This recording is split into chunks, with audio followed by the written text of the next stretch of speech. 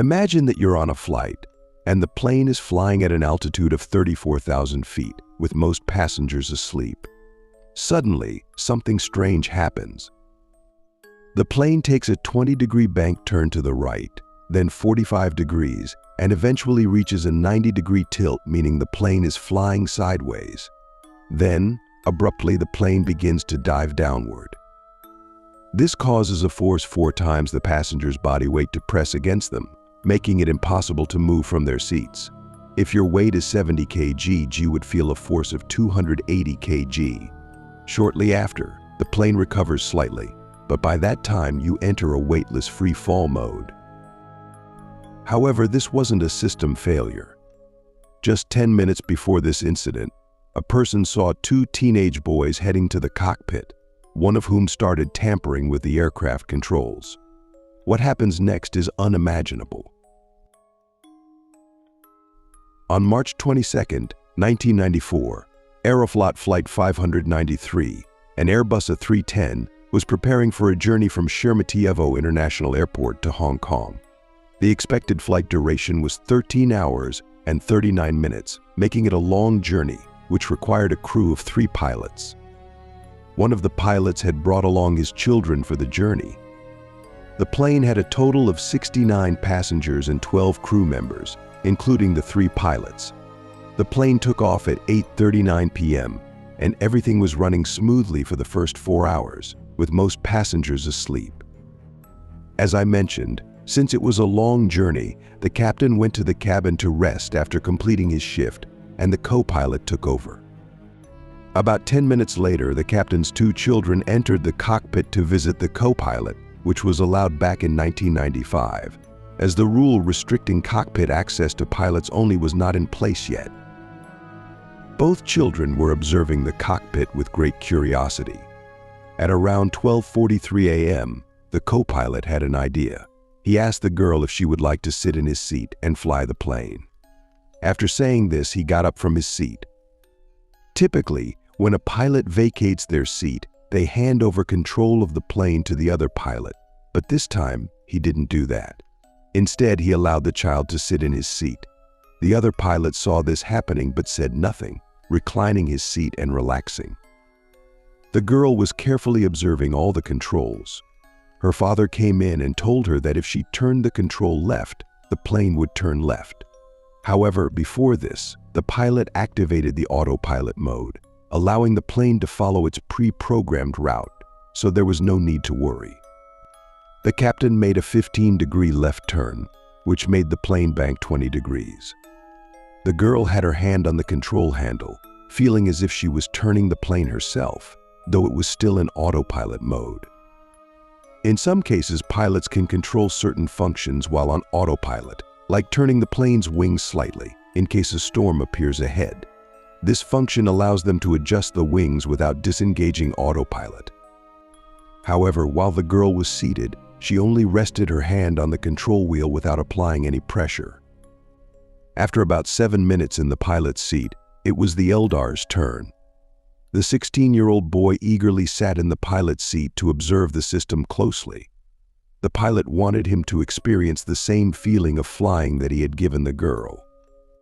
Before this, he asked the pilot if he wanted to turn the knob himself, to which the pilot eagerly replied yes. The boy then turned the knob 15 degrees to the left and applied slight pressure to the control wheel, though it had little effect. Then he turned the knob 15 degrees to the right, making the plane's wings tilt slightly right, and again applied pressure to the control wheel. The issue was that this time, he kept tilting the control wheel continuously to the right. This causes the autopilot's limit value to exceed. To understand this, we need to know how the autopilot functions. When the pilot switches on the autopilot mode, the autopilot has full authority to maintain the aircraft's altitude, turn the aircraft, and control its climb or descent. When autopilot is on, pilots do not interfere unless an abnormal situation arises. If an unexpected situation occurs where the plane starts doing something it shouldn't, the pilot can take manual control. However, as Eldar applied pressure on the control wheel to the right, the autopilot sensed that a pilot might be trying to make an adjustment. In response, it disconnected the wing control function from autopilot, meaning the pilot now had full control over the wing adjustments. However, the autopilot was still managing the plane's altitude and speed, so no audible warning was triggered, just a silent indicator. Notably, at that moment, none of the pilots were monitoring this change. One was chatting with an uncle, and the other was talking to Yana. The airplane continued turning to the right, with the bank angle increasing as Eldar continued to apply pressure to the control wheel. When the bank angle reached over 20 degrees, Eldar asked, "Why is it turning?" The first officer looked at the navigation and asked, "Is it turning by itself?" Eldar responded, "Yes." The first officer checked the navigation again and stated, "It's entering the holding area." Essentially, when there's no space available at the airport, the aircraft enters a designated area known as the holding area, where it follows a fixed circular pattern around the airport until space becomes available. Initially, a straight line was displayed on the instrument display, but now it showed a U shape, indicating that the aircraft was about to enter a holding area. The confusing part was why it was following a holding area when there was no airport nearby. Let me clarify, this was a unique feature of the Airbus A310. When the aircraft deviates from its intended route, when the autopilot is not following the planned path, the system begins showing incorrect track lines on the navigation display. The aircraft essentially suggests an alternative route by displaying these suggested track lines in the form of a U shape on the display. 20 seconds had already passed, with both pilots focused on checking equipment and discussing the situation. By now, the airplane had tilted beyond 45 degrees and was continuing to tilt further, far beyond the autopilot's capability.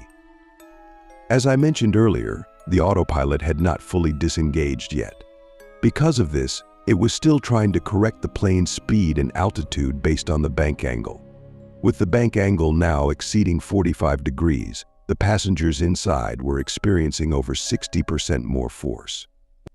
The atmosphere inside was far from normal, and the pilots were not in a position to remove Eldar from the seat and take control themselves. By this point, the aircraft had reached a 90-degree bank angle. The autopilot was still attempting to adjust the plane's altitude and speed according to this extreme bank angle, causing severe shaking. This intense shaking eventually led to the full disconnection of the autopilot, and the alarm finally sounded. At 12:55 a.m., after reaching a 90-degree tilt, the aircraft began descending at a speed of 500 miles per hour. The passengers were subjected to an immense amount of force, far beyond the structural limits of the aircraft. For the pilots, moving within the cockpit was extremely difficult. The pilot, struggling, ordered Eldar to get out of the pilot's seat, but Eldar was pinned down completely. The first officer tried to control the situation, though his feet couldn't reach the pedals. However, his hands could reach the thrust lever, allowing him to pull it back. This reduced the plane's speed from 400 miles per hour to 100 miles per hour, lessening the force on the passengers and finally enabling Eldar to get up from the seat. The pilot was then able to sit down and take control. Unfortunately, as Eldar stood up from the seat, he accidentally pushed the lift rudder. Given the already critical situation of full speed, a lift turn, and now the sudden activation of the lift rudder, this caused the aircraft to enter a classic spin, rapidly spiraling downward. At this point, the internal force became zero, meaning all passengers inside the plane were floating from their seats, similar to a zero-gravity experience in space. By now it was 12:57 a.m. The pilot managed to sit in his seat and was somewhat successful in stabilizing the airplane. The aircraft was in a 20-degree lift bank turn, meaning the situation had improved significantly. It was even possible that if the pilots left the plane as it was, it might have returned to a stable condition on its own. However, the elevator was pulled back again to its maximum deflection with the hope that the plane would ascend. Unfortunately, the aircraft's engines weren't powerful enough to handle this, causing a sudden decrease in speed. The plane began rotating at a higher angular velocity. By this point, the plane had descended so low that its altitude was down to only 1,000 feet, making it too late to recover. The pilots managed to stop the plane's rotation, but despite their efforts, the aircraft crashed. The time was 12:58 a.m., and all this had occurred just 3 minutes and 15 seconds after Eldar had sat in the pilot's seat. All passengers were killed in the crash.